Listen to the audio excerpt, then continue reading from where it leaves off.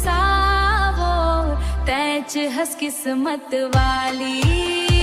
लाल कोल कालाली साड़ी बस के परोशी टूरी माया माँ बिचारी मठ के परोशी टूरी माया माँ बिचारी मटक मटक चलते टूरी कर गिस बीमारी लाल कोल कालाली साड़ी बस के परोशी टूरी माया माँ बिचारी बस के परोशी टूरी माया माँ बिचारी तोर माया माँ खोगे रे मोर जिनगानी सारी।